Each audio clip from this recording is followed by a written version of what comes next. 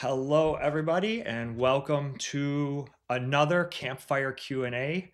Our May event is I'm really excited about. We're going to be talking with some pretty interesting folks.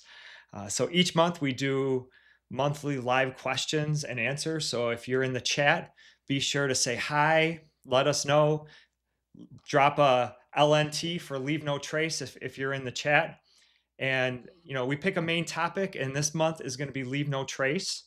And mostly we have guests. Sometimes we'll invite an OC guide. Sometimes I'll even be solo. But this month I'm really excited to be talking to Rob and Jeanelle from the Subaru Leave No Trace team. We got a couple of announcements to go through, and then we'll bring Rob and Jeanelle in from their remote location. Really excited about it. So we have a bunch of challenges, and right now we're almost going to have 4 going concurrently. So we have our waterfall challenge that's running from now until June 30th, if you're in the Western New York area. We also have our ultimate hiking challenge, which portion of the proceeds benefits Leave No Trace, which we'll talk about later. That you can hike any trail, anywhere, and it's really fun. There's a monthly goal of 20 miles, but we have a bunch of cool bonus hikes that are included in that.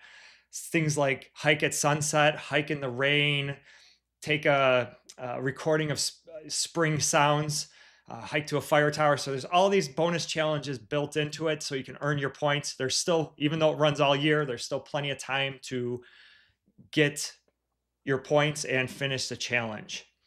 And we do have our spring birding challenge going on with Buffalo Audubon. The migration's happening. I had rose-breasted grosbeaks in my backyard this morning. We also saw a red-headed woodpecker, which was a real treat. So that goes until the end of June. And then our flagship Western New York Hiking Challenge, we're going to feature 56 trails, I think, this year. And that starts May 15th. So I've been heads down working on that, and look for some announcements for that happening. Let me just flip over. I just want to make everybody available. If you're looking to climb an Adirondack high peak, I actually just released a online course that goes through all of the high peaks. It is available now, and it's on our website under courses. So if you want to learn, what it takes to be an Adirondack 46er, that might be a great course for you. And we also have a bunch of trips coming up. We have some spots, some have 2 or 3 openings, like our intro to the high peaks, our Allen Mountain, which we'll be doing also climbing the mountain and then doing a whitewater trip the next day. One of our OC guides, Brian Kastner, who's a award-winning writer, is continuing on with his writing series for writing in nature. It's called Writing Through the Seasons. We're now going to do a summer version. And then we have a bunch of other hikes here and there, other Adirondack hikes that are coming up and have some spots in it. So really cool. And then finally, we have 3 spots available for our Kilimanjaro trip. It's happening in February 2027. And all of the links for this kind of stuff is in the descriptions. So if you're interested, take a look, and we'd love to see you on some of those trips. So without further ado, I'm going to bring Rob and Jeanelle into the room. Hey, Rob and Jeanelle, thank you for joining us. Thanks for having us. We're excited to be here. Awesome. So where are you guys right now? We're in the Eastern Sierra Nevadas right now. Yeah, in California, for those. Yeah. Or if people know the area, the Inyo National Forest. Cool. And are you on cellular? Are you on Starlink? You look great. You look great in here. So how are you coming to us? We had to pop up a Starlink. We are dispersed camping in the middle of nowhere, so we're just surrounded by beauty and remoteness, and it's kind of fun to have some tech up every once in a while. Yeah, I got to stay connected a little bit, but not too much, right? Right. Yeah. So thank you for joining us. I know there's a lot of people from Western New York, and we're rooting for the Sabres. I see people putting "Go Sabres" in the comments all over the place. So I think they start at 7. So we'll be done maybe about 8 o'clock. So just mute the Sabres and listen to us, and then go watch the game later. So hopefully they play well tonight. So I wanted to just kind of start out with your guys. I ask everybody, like, I will start with Janelle, is how did you get, uh, how did you find your love for the outdoors? And, what was that connection that you made that made you, an outdoorsy type of person? Yeah, that's a really good question because it's truly unique for everybody. And my experience is unique as well as I didn't start getting into the outdoors until I was in my 30s. So it happened to be when my family moved down to Arizona. I'm from Minnesota, the Twin Cities area, and my mom and dad moved to Arizona. And then once I went down to visit them quite often, I was invited by a random stranger to go hike the local mountain. And of course I said yes because I love a good challenge. And, I went and did that, and I was hooked after hiking an actual mountain and, getting my heart rate into an uncomfortable zone that was really comfortable for me. And then ever since, it just literally evolved into hiking, day hiking, camping, backpacking, and literally backpacking. My first backpacking trip was in 2020. So not that long ago, really, and it just happened to be a women's group, in Alaska. We all met up, didn't know anybody, and, we did a 5-day, 4-night backpacking trip across 3 glaciers in Alaska, and that's kinda where I learned how to, backpack, but also be responsible backpacking and taking care of the outdoors. So I really learned it from guides. That's amazing. Yeah, I have a similar story with the outdoors. I didn't really get deep into it until I was in my 40s. And a similar thing, a friend tapped me to climb a high peak in the Adirondacks. I didn't even know what one was at the time, and said, "Sure, I'll do it," and have been absolutely hooked ever since. He and I have escalated our adventures to some crazy stuff, and that's what actually wanted me to get people outside, like being exposed in that way later in life. It's like, man, I wish I would have been doing this when I was 20 and my body was in a little better shape, and I had a lot more energy, all that kind of stuff, and then have 20 years of experience going into it. So interesting that you came about it later in life. How about you, Rob? My story, yeah, pretty unique in general, but grew up in Miami. And even as a kid running around the streets of Miami, there were still small parcels back then of wooded acreage, and I used to just run around there. After getting into a lot of trouble as a kid in Miami, my mom moved us up to Georgia. And I went from the big city to the small town in Georgia where I became even more feral. I was the kid that, built forts and ran around in the woods and played army and ninja and joined the scouts and kind of always been in the outdoors somehow, some way. And then that transferred into getting out to California. I learned how to play beach volleyball and surf and all that fun stuff. And then over to North Dakota, where I learned how to hunt and fish. So outdoors has always kind of been somewhere in life. And then you kind of grow up and you get a job and you do kind of the adult thing. And I kind of lost my way for a little bit. But then I found my way back again and really found out that hiking and backpacking was actually a lot easier than hunting. You still get to be outside, right? And still get to experience all those things. And it kind of kept carrying that. And from there, I've hiked a lot of local places in Minnesota, and that's actually taken me around the world. I've hiked a lot of places. Kilimanjaro is on my list. I've been to a lot of places, but not there yet. So yeah, it's just kind of funny how it's always been in the background for me, but it just goes to show that we're all somewhere on our outdoor journey somewhere. Yeah, definitely. Yeah, it's the go-go of youth to the slow go of midlife. Some JJ Dallaire just posted, and great story for the no-go years. So I'm Yep, saving my no-go years to go birding and reading books. love it. I'll slow down then. Um, so I want to just kind of touch on, maybe you can explain. I want to touch on how you landed this job, but let's explain what the job actually is first. So you're the Subaru Leave No Trace travel team, and if you guys are in the YouTube live or Facebook, comment "Leave No Trace" or LNT in the comments so we know that you're here and we can say hi to you. So, what is the Subaru Leave No Trace traveling team? And then we'll figure out how you guys arrived at that. Right. Yeah, we're a Subaru Leave No Trace traveling team, and we are now on year 3 of this job career, I guess you would say, and we're really the arm of education within this nonprofit that we work for. Leave No Trace is actually a nonprofit since 1994, and we travel basically the lower 48. Wish it was all 50 states, but we travel the lower 48. We work with federal land agencies all the way down to state agencies and local areas and schools. And we focus on education because education is least costly to prevent impacts versus restoration or limiting access to areas. So we really traveled out. We travel around. We do workshops, trainings, both in person and virtually. We also do a lot of pop-up events at trailheads or festivals or any type of event you can imagine that's outdoor.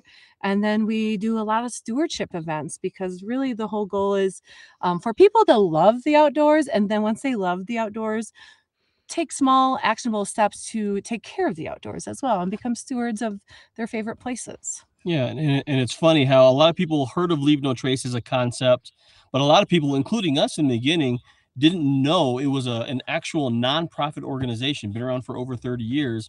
And we're in that education space to actually teach outdoor ethics. No matter how you like to get outside, however you choose to connect with nature, there are ways to actually take care of it while you're out there at the same time. So these places can stay healthy and beautiful for generations. So us being on the road, being traveling educators, yeah, we get to travel the country, live and work out of a Subaru Outback, and really get into communities and engage with them. So you educate, you travel, but what did landing that job look like? Did you mentioned I before we started I had to ask the question if you guys were partners or how did that actually arrive? How did you arrive at what did the interview process look like? Did you have to prove that you could fit in a Subaru and sleep in a Subaru? Well, it's really funny. I think our story is kind of full circle. So before this job, I was a public school teacher and I had summers off. And to just reset my body and my nervous system, I would travel to Colorado, sleep and live out of my vehicle. And then I invited Rob to come with me. So he jumped in for 2 weeks of that trip. And we had this discussion about pooping in the outdoors, and how to go about it. And as we were driving, we listened to this podcast. There's a girl licensed in Leave No Trace. So we're like, well, let's listen to this podcast and get our answer. Do you leave toilet paper in the hole that you bury 6 to 8 inches deep, or do you pack out your toilet paper? So we listened to this podcast, and after the pod, we still had like 6 hours more to drive. And then during that drive, we're like, let's memorize these 7 principles that we I guess you could say we practiced Leave No Trace, but we didn't know much about it. And we didn't know they have these 7 principles. So while we're driving, we memorized them in order from the first one, which is plan ahead and prepare, all the way to the last one, which is principle 7 is be considerate of others. And then when we went back home and jumped back into real life, Rob found the job posting. Yeah, I mean, in our just everyday lives, we always talked about, man, wouldn't it be cool? Excuse me, to have a remote job where you can kind of do the van life thing, live nomadic, work on the road, and be out in the places that you want to experience. Kind of a romantic idea would have been cool. But then you fast forward, and I'm just scrolling through Instagram, like you do, and I see this job posting from Leave No Trace on Instagram, hiring Leave No Trace traveling trainers, camp up to 200 nights a year. And I thought, oh, that's interesting. Let's go. Yeah, so I forwarded it to her. I go, hey, check this out. This sounds cool. And immediately she's like, let's apply. And I was like, why? Okay, all right. Yeah, I mean, I but we ended up, freshening up the resumes and sent them in and had to do a little video. 2 interviews. Yeah, and then we got an interview. And then we had to teach in the second interview about a principle of our choice. And so we had to apply as a team, like you mentioned, and then interview as a team. And then once we actually signed the The contract. Then we had to take care of business at home and figure life out and how we could jump on the road in 2 months. Right. And the funny part about that is we were dating for just shy of a year before this. But once we got the offer and before we committed, we had to look at each other and say, hey, we got to commit to each other as well, because we're going to be this close to each other 98% of the time. So if we have stuff that goes on, we need to work it out, because there's nowhere to go. The funny part about one of the interview questions on the second interview is, how do you guys manage conflicts amongst each other? And at that point, we never had conflict. It was too early. Yeah. It was such a hard question, but ask us now and we got that covered. Oh, yeah. Yep. So here we are on year 3, just running it back again. Yeah. So what kind of Subaru do you sleep in or travel in, first of all? The one we currently have is a 2024 Subaru Outback Wilderness, which is technically our second vehicle since we've been on the road. But we are due to get a new model here pretty soon, because 2026. Yeah, 2026, because the miles rack up quickly, and with that comes just road wear and things like that. And then we sleep in a rooftop tent, and we both share 24.5 inches of space in this rooftop tent. Yeah, so we're in the actual back hatch area. Here's the actual the trunk lid right here. And yeah, we sleep on the roof. We have a cargo box that fits a lot of our educational materials. But inside the vehicle, it's built out to live in. So there's dressing rooms, there's a kitchen, running water, induction cooktops, electric refrigerators. We made it happen in this car, and it's awesome. Cool. So tell me about like a day in the life of, or a week in the life of, like, what does that look like by amount of travel, set up camp, go someplace? Do you have to break down camp to do a presentation somewhere? Like, there's got to be a lot of logistics to go with. So, what does a day in the life, a week in the life, a month in the life look like for you guys? It's hard to say a day in a life, because every day is extremely different, but we have these job opportunities that we travel to and from, and those are given to us by our amazing senior manager, Selena. Props to her. She basically lines everything up logistically, and we have to get there, and we have our rooftop tent. We have timed it to see how fast we can take, Put for it us up to and put take it it up. down. So under 4 minutes or less is the rooftop tent situation. And we do have to pack everything down before we go to an event, even if it's that day, just because you can't drive in with your vehicle with a rooftop tent. So we pack everything down, our quilts, our pillows, and stuff them all in the vehicle, and then move on to our next event. And if there's time in between, we might have a couple days for fun. If not, we just hit the road and start driving to our next location. And a lot of these locations are new to us, which is really the exciting part about our job, is exploring places that we either have never heard of or never been, or just haven't been on our bucket list. Right. Yeah. And everything that we have has a place in the vehicle. If it didn't, then nothing would fit. But every space is used. Everything that we carry is very thoughtful. Everything that we have basically has earned a place. But when we're at camp and we set up camp, then we're pretty much there. We can't necessarily go anywhere unless our program happens to be on site within a walking distance. But a lot of times it's not. So we'll just pack up for the day, head to whatever program we have, and then come back and set everything back up again. So our gear gets used, and it gets used a lot. We're probably people who have slept in a rooftop tent the most, I would say, at this point. Yeah, we're getting tons of great questions.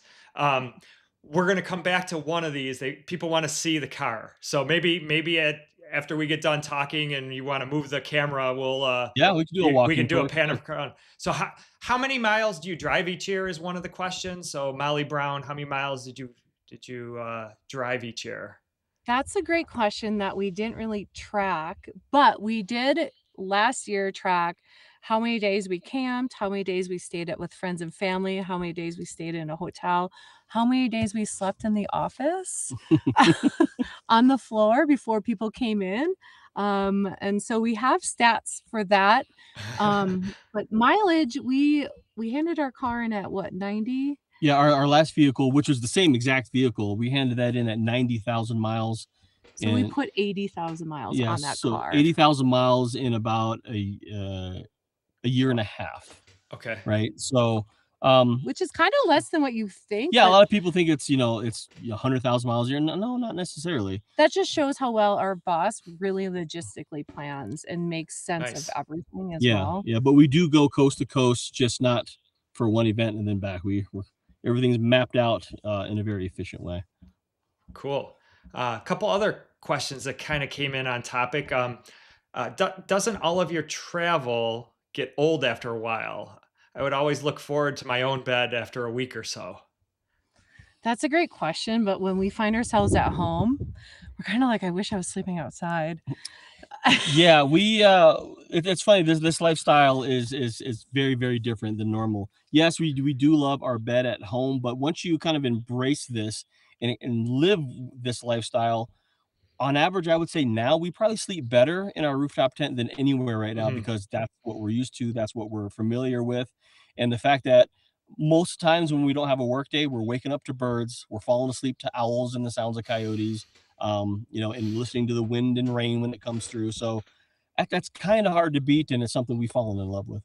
It's really refreshing, but it also has its challenges, like, Sure. summer can be really challenging with how warm it is, Mhm. and sometimes you just need to get a hotel to go and take some air conditioning. Yeah. I mean, that's a first world problem, but it does, like, kinda reset you and your energy levels as well, especially living on the road, but, um, I used to not travel outside of my neighborhood, except for in the summer when I travel west, but now a 7-hour drive is like, "Let's go, let's get this drive over with," so then we have a little extra time the next day to just kind of, like, find a hike. Yeah, 7-hour drive is just like, "Oh, it's just 7 hours," and then we just go do it, Just 7 hours. Yeah, it's kinda wild to think how that perspective has changed. Yeah.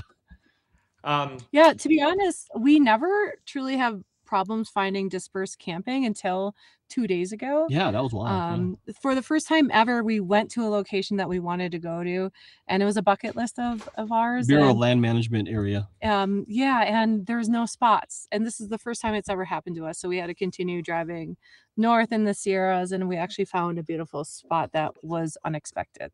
oh wow, cool. A couple other questions that kind of came in, and this is from Janelle. Is returning to your hometown a vacation for you? My my one friend says our small condo that's 530 square feet now is a palace compared to our vehicle, and she's right.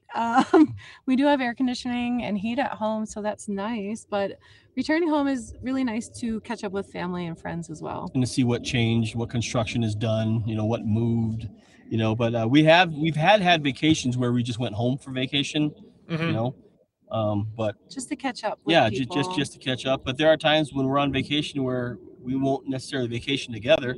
I don't need to. Yeah. I don't need a vacation with her too. Yeah, so Cool. that all varies, or, like, if we have family on the way or friends on the way, we often will stop at their house, Sure. we'll get to Oh, do yeah. laundry, we'll get to shower, and just, like, and often we don't wanna go anywhere, people wanna show us around their area, we're like, "We're okay with being couch potatoes and just I'll just chilling watch out." TV for a little bit. Yeah, can we just like sit on your couch for 3 days? We'd be completely Yeah. cool with that.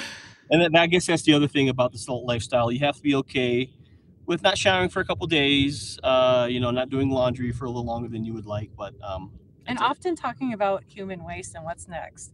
Mm, We talk about poop all the time. Yeah. yeah. Let's let's just open the door. We mentioned I got kind of a poop story if we got some time from the Lost Coast, but poop stories are always good. Ooh, So we might yeah. maybe we'll talk about it at the end. Um, Okay. so Wimtrack asked, does Leave No Trace tell you what areas you are traveling to? So how does the your schedule actually work? Yeah, so a lot of the events are planned well in advance. There's a lot of logistics and behind the scenes work that has to happen before we arrive and actually have the programs going on. So our coordinator, our schedule is pretty much mapped out for the rest of the year at this point. So we know where we're going to be, and we know sometimes a virtual program may pop up here and there. Or if we're in an area, something else may pop up that's in the area. If it's convenient that we can get to, we certainly will. But yeah, it's all kind of just, it's already there. We just have to plan and travel accordingly, and hopefully hit up some really cool things on the way to each location. Nice.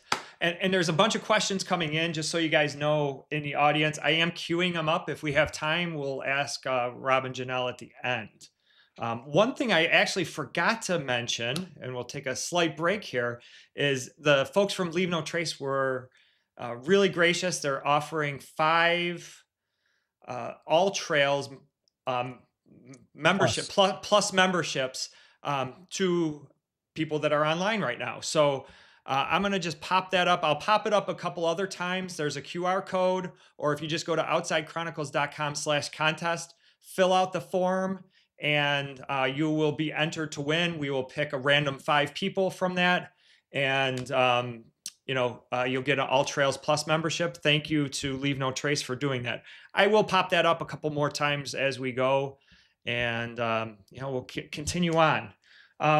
So we talked about you traveling as a team, the dream job. Can you explain a little bit about? I saw on the bios of spotlights and hotspots, and what does Leave No Trace kind of designate those as? Well, part of our job, so this year we'll do all 12 spotlights, and a spotlight is a 3-day event to get community involved as well. But we often kickstart it with working with the staff and volunteers, whether Friends the area, groups, and friends groups, partners, and we'll do a training that's tailored to them and their needs for a spotlight. And day 2, we typically will do some type of pop-up to reach out to the community and just talk about how we can lessen our impacts in the outdoors. that's Because usually at a trailhead or somewhere where we can engage directly with the people who are out there in that space. and with Leave No Trace, part of this is whenever we go in the outdoors, we're going to leave an impact, but how can we lessen our impact when we're in the outdoors? And that's why we have the 7 principles. So our goal is just to get that education out there. And then day 3 is typically a stewardship event of some kind, whether it's trail maintenance, invasives. We'll pull a lot of invasives and chop them down, or whatever that involves. It could be just a family cleanup as well. So it's really what that area needs at that time. And the whole goal is to get community members involved and inspire them to continue on what they're doing to take care of those places so they remain beautiful for generations to come. Yeah. So, and the hotspots are really cool because it's something that places have to apply for. So if you're in charge of a park, or maybe a city park system, or even a national park, you can apply for a hotspot. And if you get selected, then that's where a team like us would actually come and do a 3-day program. It's free to them to do. Spotlight. Spotlight, yeah. The spotlight is free to them for us to come and do. But the applications, we look at them and we shine a spotlight on those places to recognize the efforts that they have done to keep them healthy, and hopefully with our education we help further those efforts for them. And a hotspot is a little bit different. Yeah. A hotspot is when you are a land manager of some capacity and you're seeing a ton of impacts in your area and beyond just trash, and there's just a multitude of things, and we're kind of like a consulting agency coming in and looking at all these impacts and trying to find a solution with engineering, and how these impacts could be lessened by the way, whether we figure out the parking or boots on the ground and delivering education, and just so many other ways. So hotspots are completely different than spotlights, and spotlights kind of have been our role for the last 3 years. Yeah, and hotspots is a service that is offered because there's a lot of consulting and a lot of research involved. It's kind of a last ditch effort for a space before they have to just restrict access. You know what I mean? Because the use is so heavy, the impacts are so severe. They want to know what can they do to get this area back to snuff so people can actually come and enjoy it. So that's what a hotspot is. So a hotspot is a service, whereas a spotlight is a program. Oh, excellent. Thank you. Thank you for explaining those. And I bet at all of these events you meet some interesting people and have some interesting stories. So any interesting encounters that you've come across with your travels? Well, I do have to say we meet a lot of amazing people, so it's one of our favorite things. It's in some cases, we get to stay in contact with people who then become our friends, and it's kind of, like, just special to us. We've never really come across, like, uh, interesting or unsafe people, which is really good. We have had one instance where wildlife have affected our travels, and this Rob noticed this, so I'll let you. Yeah, so we were in Pennsylvania. This is year one of our travels. So we're brand new, year one, and we're traveling on the East Coast, going through Pennsylvania, and now it's getting time for a place to set up camp. So we had our eyes set on the Tuscarora State Forest or National Forest, State Forest, yeah. State Forest, where there's free dispersed camping on there, which is great. So we head up into this, up the mountain into this place. Found a great campsite, had a great night's sleep, but then I woke up early in the morning, about 5 in the morning, to this noise. I thought it would maybe the birds are kind of waking up, maybe they're tapping on the car or something. That tends to happen every once in a while. Didn't think anything of it, went back to bed, woke up about an hour later, and now the tapping turned into more of a scratching. So we're on the roof, So I'm right? like, Yeah. So go figure this I out. unzip the tent and I stick my head out. I'm looking down the ladder and I can hear the scratching coming from under the car. And I say, "There's something under the car." And she sits up. You better figure that out. "What?" And she's like, I have to go check." And she's like, "Yeah, you go check. You make sure that, that we're, we're safe." So I climb down the ladder and it's just starting to get light out at this time. And now I got to kind of get down and look what's underneath the car. I don't know what's going to jump out at me. So there was that moment. But then as I kind of cleared the view, there was a porcupine having breakfast on our passenger side front brake lines. Ah, And I just went, "Hey," and it just stopped and it looked at me like, "Oh, hey, man, what's up?" And I walked around the car and it turned out there was two of them. One was standing lookout. And then I'm like, "What the heck?" And so they just start waddling away into the forest. I look under the car and we're just dripping brake fluid like mad. And I say, "Jeanelle, we got to pack up. We got to get down this hill now." So we packed up in about 3.5 minutes. But by that time, the brake fluid reservoir was empty, no brakes, which means we couldn't get out of the emergency brake, couldn't turn off. The funniest thing is, I remember he's like, "Yeah, you Oh, yeah. down the mountain." I'm like, "Okay. I mean, I got no problem. We'll just go first gear." But we couldn't even start the car Right. because the brakes were just gone. Right. So at that point, well, we got to call roadside assistance. She had 0 bars on her cell phone. Yep. I had one. We have 2 different carriers for that reason, but it was enough to call roadside. They were able to send a flatbed truck all the way up to where we were, loaded it up, and we got it towed all the way into Mechanicsville, where we were known as the porcupine car. Yeah. So yeah, yeah. Porcupine. One member said you'll never forget when a porcupine eats your brake lines. He. I think they knew. They posted that before you even said it was a porcupine. It seems like yeah, Oh seriously, my yeah, a yep, common yeah. thing. Yeah, that's wild. Yeah, I never would have. I've heard of marmots and things like that, but I Uh-huh. never knew porcupines were a thing. So It is Yeah. kind of our favorite story. yeah, yeah. Now we're looking for a little plush porcupine as a car mascot. Haven't found one Yeah. yet.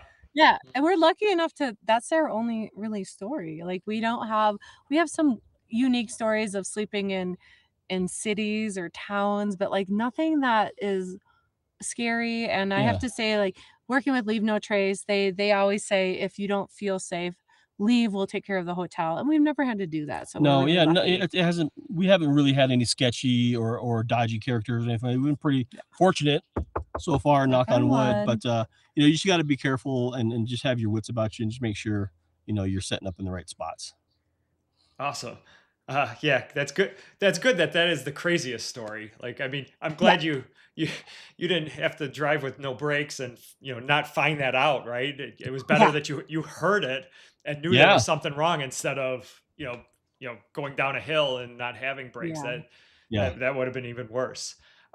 So I mean, I can't wait to see your setup. We'll got a couple more questions about, like, can you tell us like what it's like to live that minimal? Like, you're on the road 300 plus days of year, so you're in this Subaru, camping in this Subaru 300 days a year.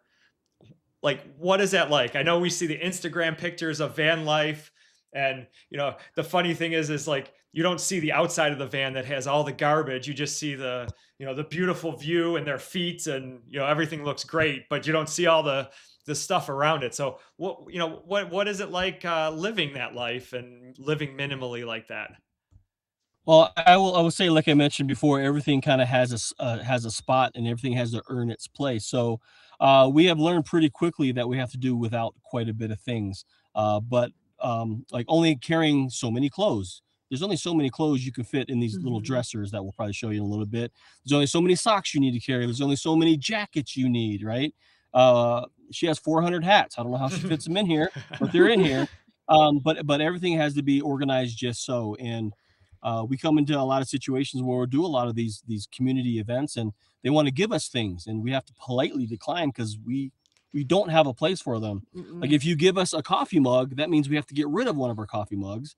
And then that's how it very much is. We have to be very mindful and very intentional with what we have. But with that, it makes it easier too. I wake up in the morning, I only got so many things to choose from, right? So I don't have to sit there and worry about a wardrobe or an outfit. And Yeah, it's really nice for the first time. This is our 3rd year. We just treated ourselves to really nice camp oh, we got some chairs. really nice We chairs. had the very inexpensive camp chairs that we got for free actually from other people, and now we gave them a new home to some people that we know, and we bought our new chairs, and now I mean, they swing, they're comfortable, we can lean back and They recline, recline, yeah, they're but super nice. doing things like that, we had to get rid of things as well, and it is freeing to have a less amount of clothing to choose from, and again, it's like it's a learning curve of just being okay with being a little dirty.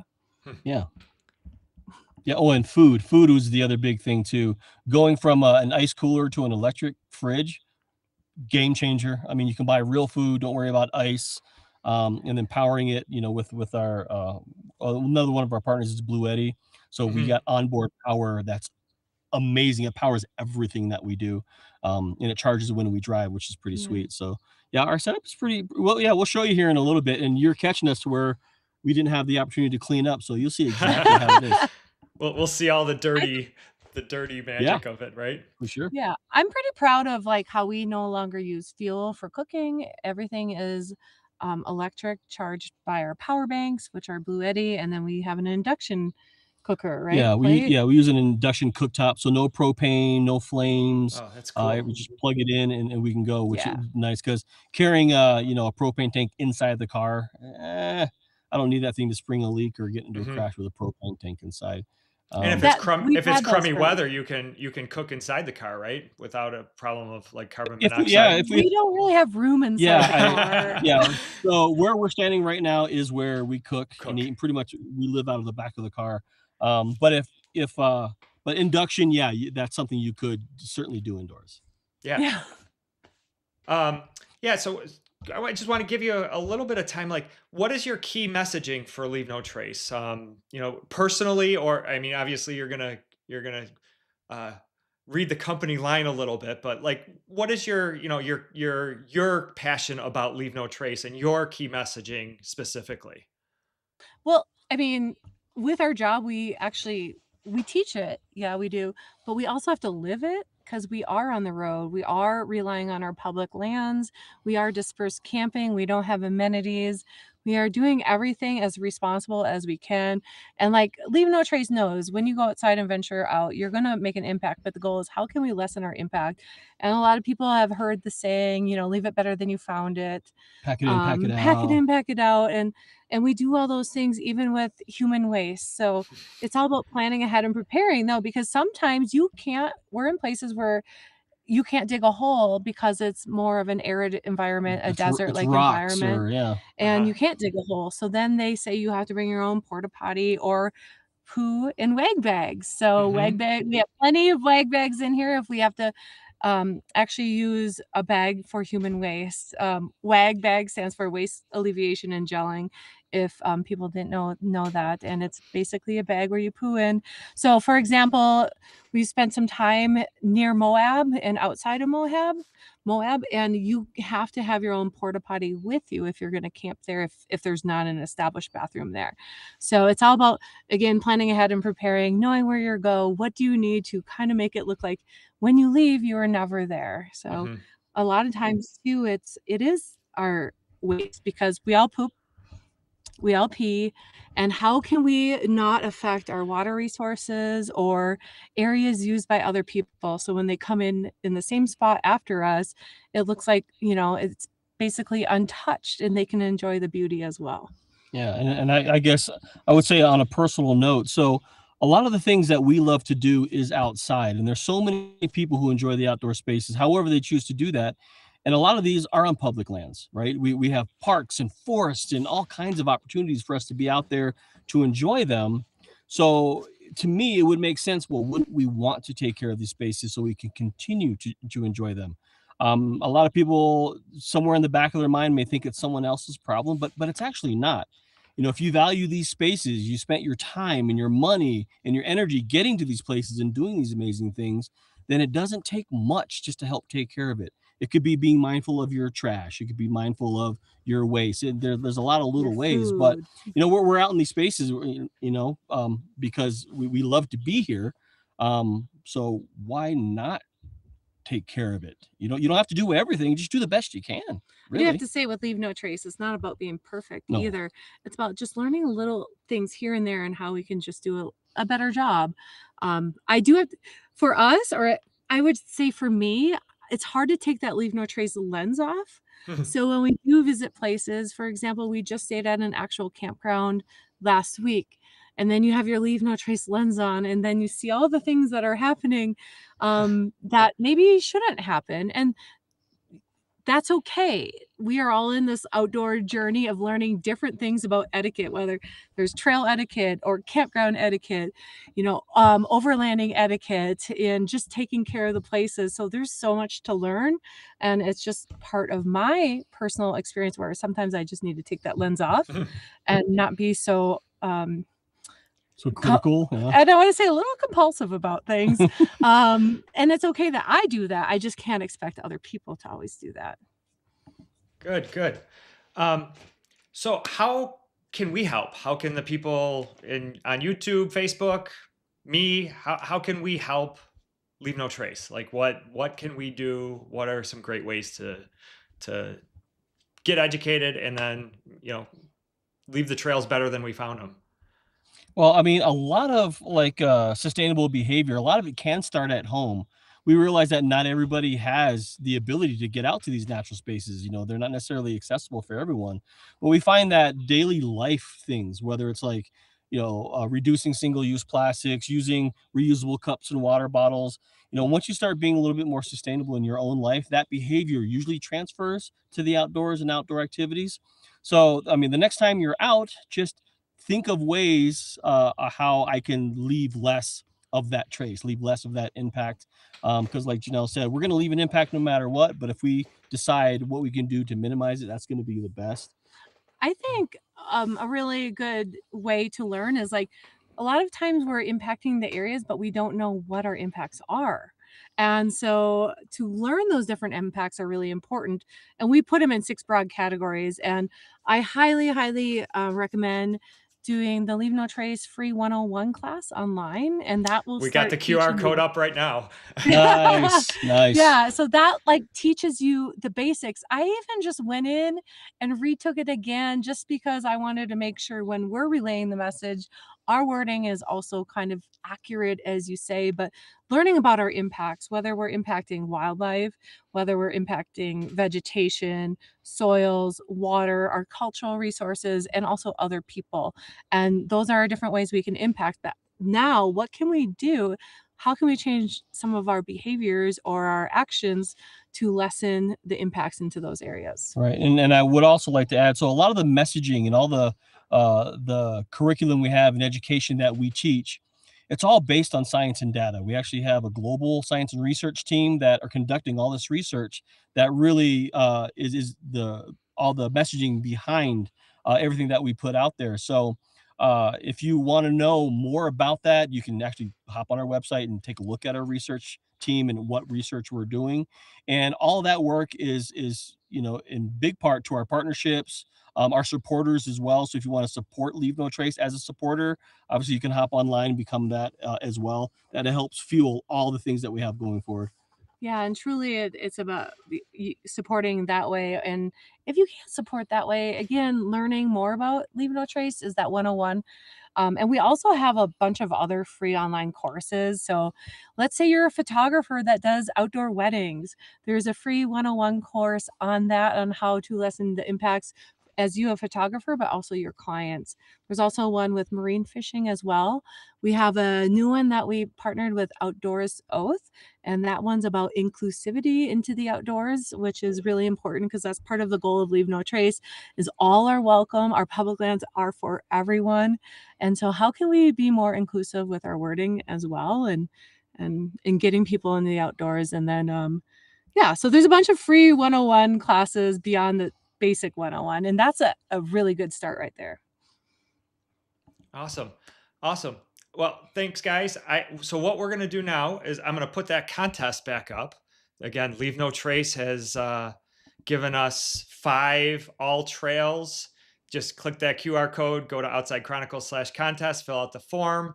We'll pick 5 people at the end of this, and we'll email you all the details that you need to sign up.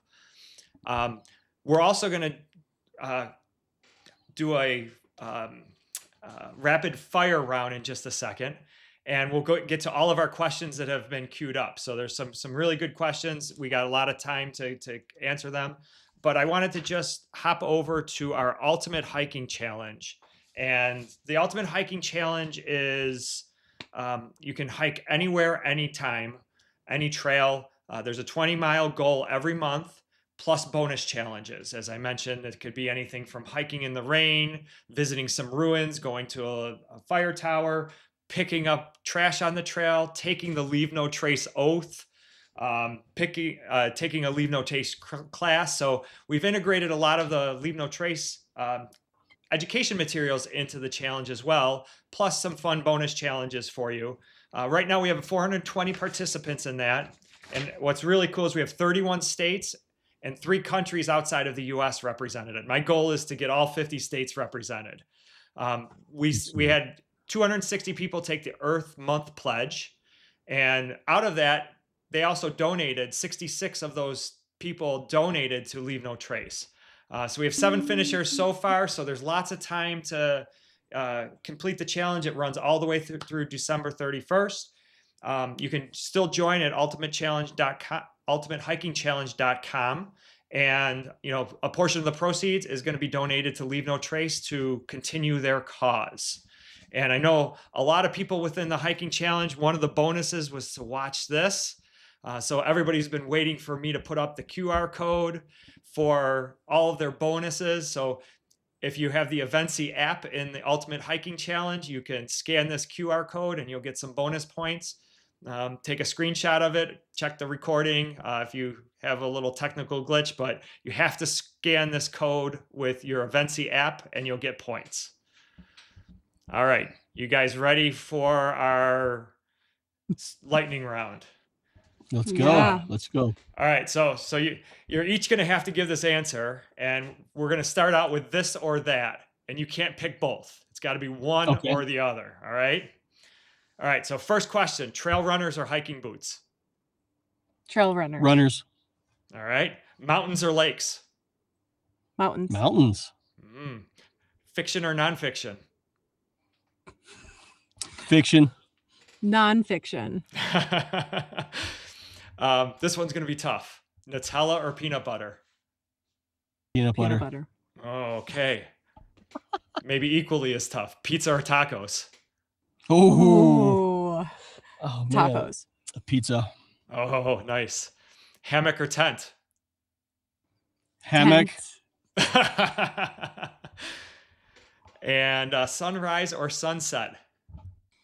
Sunrise. Sunset. Okay. All right.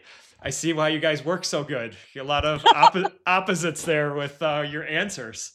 That's Yeah. great. Me and my wife are probably like that. If we took those questions, they'd be polar opposites. So, um, what about your favorite outdoors book? Outdoors book. You just read one. Oh. Well, yeah. I mean, I guess it depends. Storybook or informational book? I guess that would Whatever be. whatever you deem as favorite. Well, I'm just gonna be honest here. I'm a former public school teacher, and reading just is not a thing of mine, but audiobooks are. So I do listen to a lot of audio, well, actually podcasts, to be honest. And that's just my learning preference. And so I used to listen to a lot of backpacking podcasts when I did a lot of backpacking. And now it's just various amounts of podcasts just to change it up while we put hours on every single day. So for me, it's books is not a thing. Do you want to plug out your favorite podcast? Ooh. Well, what I do have to say is this podcast thing has changed. So once I started going on the road and living out of my car, even before I met Rob, so I was doing all this solo, I had to stop listening to true crime. So that is 6 years ago. I've been without true crime, and it has helped my brain settle down at night, sleeping in the outdoors. So I highly recommend, if you're going to venture in the outdoors, especially if you're solo, I would stop watching true crime or listening. All right. Yeah. As far, I mean, outdoor book. I mean, I'm reading a couple of books right now. One is the latest John Grisham novel, so I'm reading nonfiction right now.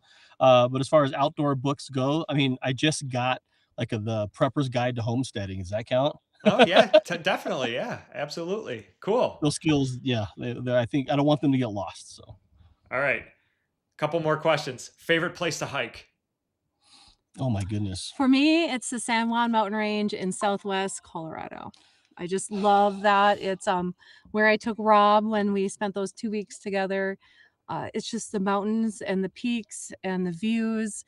It's hard and challenging, but worth it. Man, I mean, Grand Canyon was epic. Did rim to rim to rim a few years ago, which was epic. But like, man, I'm gonna go with my home trail, Superior Hiking Trail, northern Minnesota. Like, it's nice. It's an all-time favorite, especially in the fall. 100%. Cool. I was up to Pictured Rocks. We did a 5 Great Lakes in 5 days trip, and nice. Got up to your ways. Beautiful area. Definitely want to go back. All right. If I gave you $1 million, where would you adventure first? You're different than I am. Do you want me to go? Go ahead. I am a domestic traveler at heart because it's affordable. So now that you put $1 million in, this is really hard, but I would definitely, with $1 million, probably buy a van that's lifted. So I have access to all places in the United States, and I can go to those trailheads that a normal vehicle can't. And then go do some hikes from there and live out of it. That's personally what I would do. $1 million. I would complete my Nepal quest and actually get to Everest Base Camp. Went to everywhere else. Cool. Get Kilimanjaro. I'll get over to Scotland, West Highland Way, maybe the UK, and do the coast to coast. So yeah, I would definitely look abroad for some hiking trails. But there's still a lot of stuff to see at home. Yeah, absolutely. I agree. There's a lot. United States is beautiful. Even just our little part of New York, there's so many cool places to go. So you can find adventure just about anywhere. It's so true. All right, final question, and then we'll do some questions from the audience. So, what is the least favorite and favorite thing about what you do? Do you want me to go first? Yes, please. Okay, least favorite is summer because it is extremely hot, or you're in a buggy area, and I have the blood that mosquitoes love. So my least favorite is summer and hot months and bugs. My favorite is winter camping, but in the desert. So Utah has slowly becoming one of my favorite states because of that, and those are my least favorite and favorite. Man, well, one of my favorites is just being able to actually spend time in a lot of these different areas. our office changes all the time. So that's just magical in itself. Kind of waking up to different sunrises all the time. Least favorite thing would be, honestly, is not having an available shower. There are times where I'm like, I just need to shower, but we're still going to be a day or two away from that. I would say whether we're camping a few days on end or even on a backpacking trip, when you stop at a gas station, you're just coming back into civilization. You go to the bathroom and you actually wash your hands with warm water. You're like, oh, well, first you got to rinse it off, and then you got to wash your hands. It's awesome. That is a really good It's the little things sometimes that, Right? that Yeah, make a yeah, huge yeah. difference. So true. Awesome. So we have some questions from the audience. If you guys have a few more minutes, do you want to show us a quick tour of your rig, and then Yeah. we'll All do right. some, Well, like I said, some we didn't listener have time questions. to clean up here, so let's just go ahead and turn us around. So this is where we're filming. This is the back of the vehicle. Refrigerator, all our food, all our cooked stuff is like in these drawers here. So they just kind of pull out, and lots of drawer space. Yeah, right. So a lot of food ingredients in there, which is pretty sweet. Rob's the cook. Right. And and I cook and she does dishes. And as we come around, since it's kind of sunny, we got our porch out right here with the awning. And above the porch is our garage. And as I come around the front here, we are being powered by solar, by the way. Come around in front, we got our bedroom right up top. And then we have, our furniture out as we were kind of working throughout the day. And then, obviously everything that we have when we sleep is right there. And then just to kind of give you a glimpse of our organization, this is my dressing room. 3 dresser drawers, carries all the clothes. If it doesn't fit in here, I don't carry it. And then, just shoes and boots down there. And the kind of cool thing is we're able to rig running water as well. Pretty sweet. Huh. Cool. And I have a luxury item. What's your luxury? I have a luxury item that I just purchased in February. That's a heated mattress pad. Oh yeah. So it goes over my mattress pad because I'm a really cold person. I don't have great circulation, and it's definitely a luxury. Never had it and love it. I don't care if it goes down to 20 degrees at night. I'm all good. Oh man, that's so cool. Well, thank you for giving us a tour of your lovely abode. Appreciate that. So let me see if I can get to some of these questions. So Anne asked, do you remember when the aha moment occurred when you knew your job was really connected to a community and made a difference? A singular moment. I don't know if we can connect to a singular moment, because we've learned a lot as we got on the road the first time. We had to really kind of learn the work, but the more we started working with all these stewards, basically people who are interested in taking care of the outdoors, there's a lot out there. So getting involved with them on all these different occasions has really kind of brought it home for us. Like it's meaningful work, and we see that in the people that we work with. For me, it's a little bit different. I was a school teacher for almost 19 years. And then going to working for Leave No Trace, which is a nonprofit. It was the first time I actually felt respected and that I was a professional at what I did, and that they believed that we're the professionals and they believed in us delivering the message or doing whatever our task was. And it's just really nice to work for anybody who treats you with respect as well. I've never had that. That's cool. Literally Selena, our boss, she as a teacher, you work all the time. You work at night, you work on the weekends, you work on your vacations. And when we were working on a vacation, she's like, I see that you are working. Do you want to start your vacation tomorrow? Yeah, she's basically like, you're on vacation. Stop that. And it was just like really sweet, even though she wasn't trying to be sweet at all. She's just trying to give me some boundaries.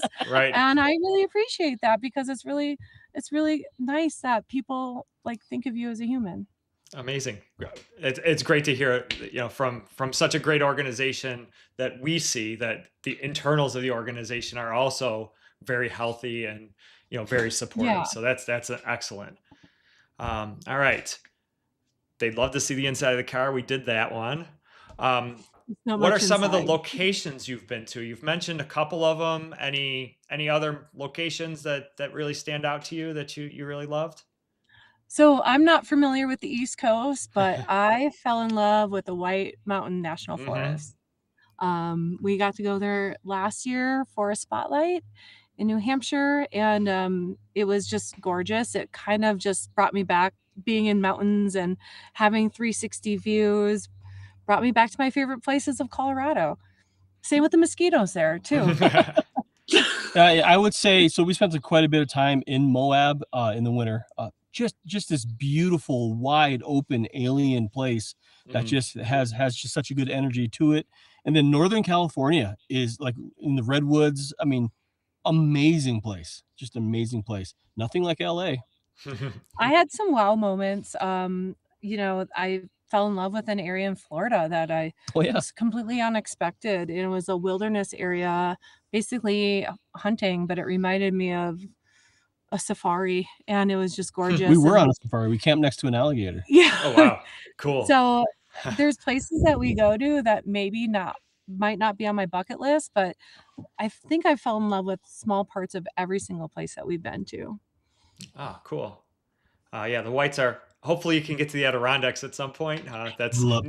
near and dear to my heart. If you like the Yeah, whites, you'll like the Adirondacks too. So, um, Yeah, we got to camp there once last year driving through. yeah. So Once. we were there for 12 hours. all right, But it was kind of a yeah. But I mean, it's Adirondacks is beautiful, yes. absolutely beautiful. Glad you got there at least once, but if you ever get back, it's I would put it on your agenda. All right, Um, like it. so you meant the first part of this question, your favorite spot you visited. We answered that, but what do you do when you get on each other's nerves? Ooh, you go. Well, I mean, we're fortunate enough to we spend so much time in these spaces. There's a lot of room to get away for a little bit. She goes on a lot of just day hikes. Like she went on a hike earlier today. She'll go for a couple hours and just kind of experience it. Where I kind of stay at camp and I kind of tinker a little bit. But there's plenty of space to spend time apart. But at the end of every day, regardless of what we got going on, we still gotta, you Sleep know, in our we 24 and a half we inch we still got to share a space, and at space. the end of the day, it's okay Yeah. regardless. Cool. Yeah, it's All really right. just that's the really hard part is we are with each other 24/7 for not only just on our personal time, but also our work time, where Mhm. most partnerships aren't like that. So it's figuring out how to have a healthy boundary and finding your own time Mhm. as well. Yeah. This is a great question from Susan Levine. Do you mostly make your own meals or are they provided by your teaching locations? Well, we make most of our meals. I will say one of our guilty pleasures is we eat out quite a bit. Not because of the cooking aspects, just sometimes we just don't want to do dishes. But a lot of times when we're in doing these programs, sometimes meals are provided. We never rely on that because we already Mhm. always have meals or leftovers to eat. But when meals are provided, yeah, it's a wonderful touch. Yeah, it's not always. Rob is the cooker. I'll give him props right now. He's really good at cooking. I am not a fan of cooking. It just brings me bad memories Drama. from my old job and how you had to, make your food for the week and shovel it down in 20 minutes. So, I am we are different eaters though. I will eat all the leftovers cold She loves cold food. Doesn't matter what it is, like just cold. and Rob will eat No, has to have hot food. So, I want, yeah, if it's spaghetti, I want it warm. I'll eat yeah. cold pizza, but yeah, I would rather have it warm. Yeah. So we're definitely different. All right, couple more. Has the weather affected your traveling? Oh yes. Oh yes. Yeah. Yeah, we've had a couple of occasions where we set up camp and a windstorm blew through and almost blew Yeah. everything across, the county. That was in South Mhm. Dakota. We've had some massive storms we've been through, whether it's snow or rain or wind. Mhm. Um, yeah, so weather can definitely play a role. But there are times if the weather's going to be too bad, yeah, we'll get a hotel. Like we're Mhm. not, we're not above Yeah. staying in a Right. hotel. Yeah, and you got a Subaru, so it's people in Yeah. Western New York with the amount of snow we get here, people love Subarus, so Yeah, I mean, we've definitely driven, like, up helps. in Tahoe, they were closing the roads to Oh everybody, my but they saw our gosh. car and just let us right through. All right, I did this have to one that was the scariest drive ever. I think I know the answer to this one, but maybe not. Do you have any pets that travel with you? Because they would miss their That dogs. Right, yeah, right. So that is one of the other stipulations about being hired as a Subaru traveling team. One, you have to be as a prepared team. The Mm-hmm. second is you cannot have pets on the road. Mm-hmm. Okay. So when we go to events, we love it when I love it when Yeah, pets if show there's a up. dog or any kind of animal in the area, she'll find it. So last weekend we got invited to our camp neighbors fire, and they had 3 dogs, and it's just like the time of Yep. my life. So yeah, so there's dog hair still. Yeah. Nice. All right. Have you ever traveled into Canada for Leave No Trace? No, we talked about it. We did some work in Detroit, and it would have been a very easy trip to do. But there were some things going on. We just want to take the chance. Yeah, we're just like, we're not going to try border crossings at that time. But yeah, I'd love to go to Canada. Right. Rob actually forced me to get my Oh, yeah, so, yeah, she's got her passport. passport now. So now yeah. that I have my passport, I can do that. You're I good had to it go. before it was expired, but I really wanted to go into Canada, but it wasn't. The timing wasn't great. With our car, and if it got searched, it would be a We'd 24-hour. be Yeah. there for 18 hours. Yeah. Yeah, right. George Herbert asks, how many teams are there like you? How many other traveling teams? So at this year there's one. Last year there was one. It was just us. But previous years there's been 3+. 3+. So 3 is a pretty average number. Just these last 2 years there's just been one. Yeah. And is that because of budget or because of nobody wanting to do it? Oh no, there's a lot of want for this job.